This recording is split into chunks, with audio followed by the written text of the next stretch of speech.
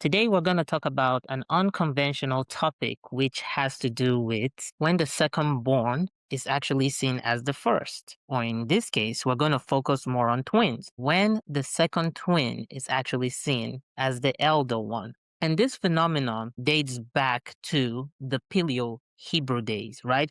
So you can imagine you were born the second, but your entire community sees you as the first. Not if just your entire community, moving down to generation upon generation, right? And how you're referred to, they forever see you as the elder, right? So going back, Paleo Hebrew, and when I mean Paleo Hebrew, I'm talking about Cain and Abel, Moses, and Isaac and Jacob. So we are going to start with Cain and Abel. And the situation where the second twin was seen as the first would be when they were giving their offerings.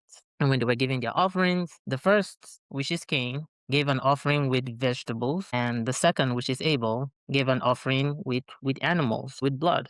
And this had more to do with what was accepted by God and what wasn't. And according to the Bible and old literature texts, vegetables wasn't wasn't an accepted form of offering. So in this case, this led to Abel offering being accepted.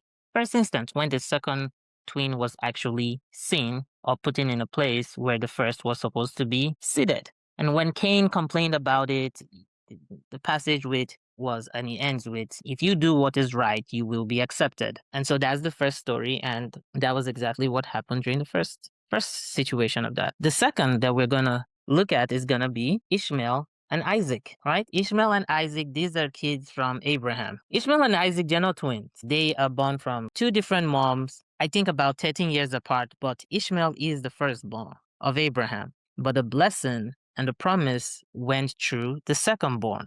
And the secondborn is Isaac. The covenant passes through the secondborn child. First of his mother, second of his father. But this is a clear example where the secondborn becomes the first. So we tell these stories from this perspective because we are trying to understand how some communities, till this day, still see the second-born twin as the first. Then this takes us to Esau and Jacob. And the story of Esau and Jacob is Esau comes out first. They're twins. Esau comes out first, but Jacob holds on to Esau's leg on his way out. And as he holds on to Esau's leg, they've been this little kofifi. Now remember this story because this is where the story comes from in some ancient traditions, that twins in the mother's womb are known for fighting and trying to be head. Because there's this issue of Esau and Jacob fighting in the womb and struggling for who's going to come out. Esau comes out first, Jacob's holding his leg, kind of like trying to make sure that they both come out at the same time. Like, hey man, you have no idea what a baby's thinking. And then the story goes on where Jacob pretends to be Esau by wearing a cloth to make himself as hairy as Jacob, so their blind dad, Isaac, wouldn't know what's going on. And then Jacob becomes Israel because of he takes the blessing that was supposed to be for Esau, and he moves on. Then there's another similar story.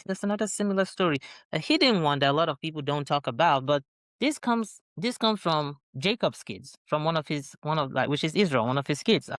Comes from Judah. And Judah had a daughter-in-law that had married his first son. He died. According to the Paleo Hebrew tradition, the daughter-in-law is to marry the next son so she could have kids. And so she marries the next son, and then the other son dies. And at that point, Judah looks and says, maybe not. Like, maybe I'm not giving my third son to the same lady.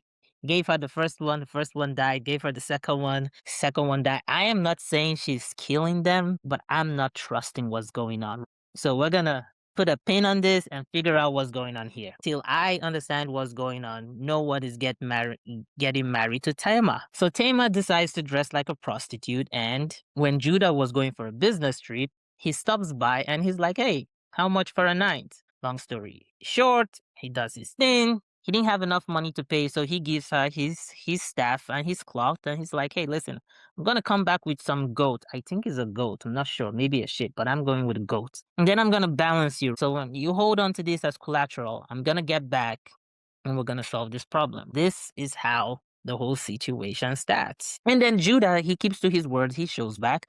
And when Judah shows back, Tamar is nowhere to be found. And in his mind, is like, okay, the person has my staff and they have my clock and they have my seal. but I can't find the person. So I'm going to have faith that the rooster doesn't come back to roost, right? So he moves on. First month, second month, third month, fourth month, fifth month, he is having a good time. Not a problem. And then after a while, like every pregnancy, you cannot hide it. Everyone starts to notice that Tamar is pregnant. Everyone's like, who's the father of the kid? Tamar is pregnant. And again, according to the Paleo Hebrew law, we're supposed to stone this person.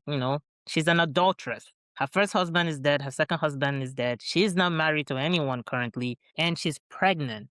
That was an issue. And just when they were about to stone her, she comes out and say, "Okay, I'll tell you who the father of my kid is by showing you the staff and the cloth and the seal." And then she brings it out, and Judah looks at it and he's like, "All right, I see what's going on. I know who you are." Which begs the question. Remember Jacob in the Bible, he tries to get married to Rachel, and he works 7 years for Rachel, and after working 7 years, they give him Leah. But he had no idea that he was consummating the marriage with Leah. And same story happens again with Judah. He's sleeping with his daughter-in-law, and he has no idea, like unless they didn't look at people's faces. I'm just trying to say, same story happens again. So Tamar is saved. They don't kill her because, Judah is kind of the head of the household. So at that point, the law doesn't apply to him. It's good to be the head of the household. And then it's time for her to give birth. And now she's giving birth to